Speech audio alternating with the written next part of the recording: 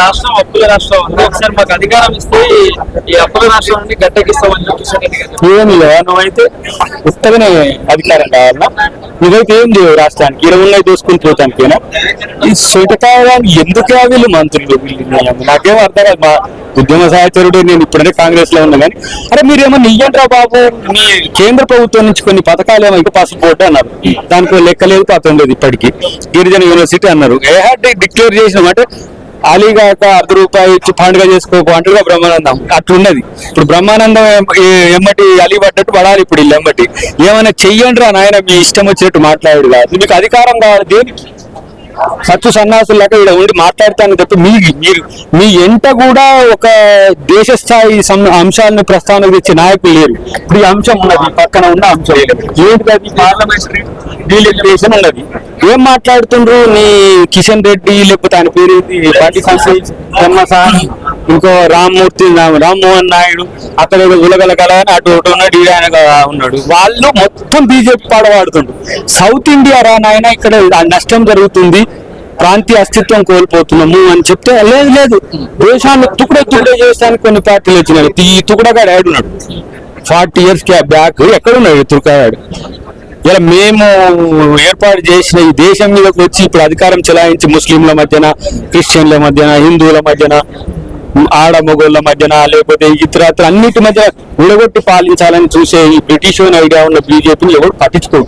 So final ఏం చెప్తారన్న? మరి ప్రమాణ స్వీకారం చేశారు, 3 సంవత్సరాల తర్వాత మళ్ళీ మేమే అధికారం చూస్తాం స్టేట్ చెప్తాడు. మీరేమో అంతేం లేదు, అంత ఫేక్ ప్రచారం మీరు అంటున్నారు, మళ్ళీ అంత ధీమాగా చెప్తా ఉన్నారు. ఎవరికైనా ఆశ ఉంటుంది, ఆశ ప్రోగ్రాములు తప్పలేదు కానీ కొట్లాడరు కనీసం.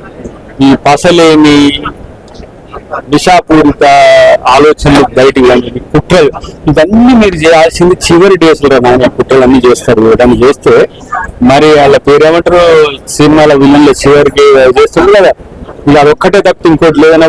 ఈ మొదట్లోనే చేసి పరువు ఎందుకు తీసుకుంటారు? ఒక్కటన్నా విలువ ఉన్నది ఉన్నదా? మూసీ తెచ్చినాం, హైడ్రాప్ జాకులు తెచ్చి వ్యక్తులు కూడగొట్టినాము.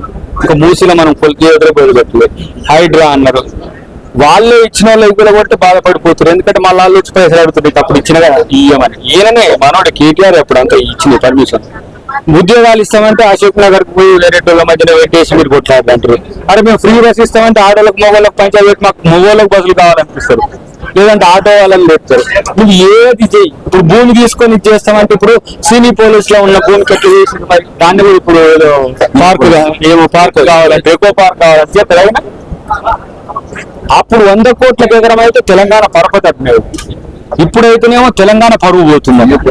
ఏం రా నాయన మీరు అధికారంలో అయినా ఇంకా ఆ కళ ఒకవేళ రాత్రి కళ వచ్చిన మర్చిపోమని. ఎందుకు ఈ 23 ఒకరికి చేస్తే ఇంకేమీ కాదు.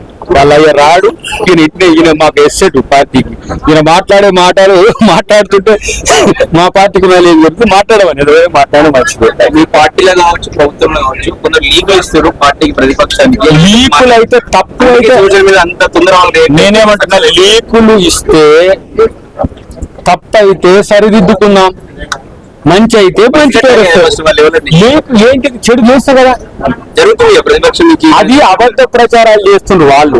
ఒకవేళ ఈ లీకులు ఇచ్చేటోళ్ళు ఎవరు ఇస్తున్నారని మీతో చెప్పినా కూడా ఆ లీకులు ఇచ్చేటోళ్ళు కూడా ఎవరు కరెక్ట్ గా అని తెలుస్తుంది కదా. ఇప్పుడు ప్రభుత్వ భూమిని ప్రభుత్వ భూమి కాదని ఎవరైనా చెప్తే అది ఏం లీక్ అన్నట్టు, ఒకవేళ నువ్వు అన్నట్టు ఎవరు వెళ్ళలేదు మా లోకల్లో ఇచ్చింది అనుకున్నా.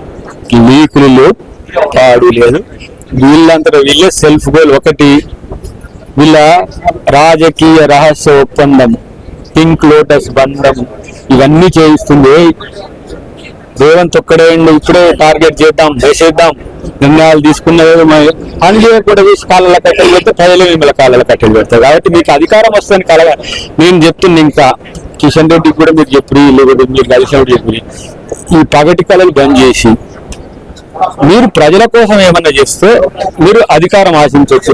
మీడే సాగుదత్తి అందులో పోయింటాడు సార్, అక్కడికి కన్నడం చెప్పి నితీష్ కుమార్ ఎగిరిపోయి చంద్రబాబు ఇటు ఎగిరిపోతే 2 కట్టెలు పోతే అదే కిందనే వచ్చిందే సాగుదప్పు కన్నడు 230, ఇక వచ్చేసారి 130 వస్తారు, 110 వస్తారు.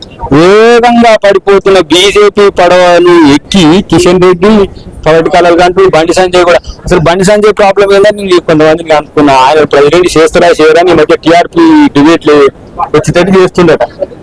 ఇష్టం మరి ఆ బండి సంఖ్యకి మరి ఎందుకు తీసేసారో కనీసం వాటికి ఏడు వాళ్ళ కాడికి పోయి వెనకటికి చెప్పులు పోసినట్టుగా ఇప్పుడు ఏడు అండి కనీసం పోయి నాకు ఈరు సార్ అని ఈటలు తాగేందరికి ఏదో ఇస్తానన్నారట. మళ్ళీ ఆయనకి ఎట్లు ఇస్తారు అని ఏడుస్తుండదు.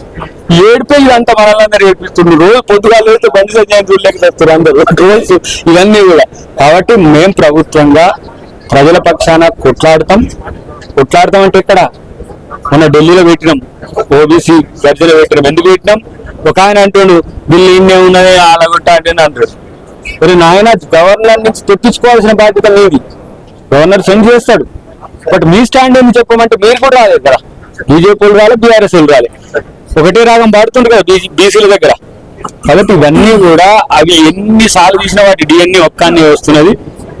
బీజేపీ కమలం గుర్తుంది, బీఆర్ఎస్ దేంపు అది గులాబీ పవన్, రెండు మాకు చెవులు పెట్టాలని చూడకు, రెండు చేతితో తీసుకెళ్తాం.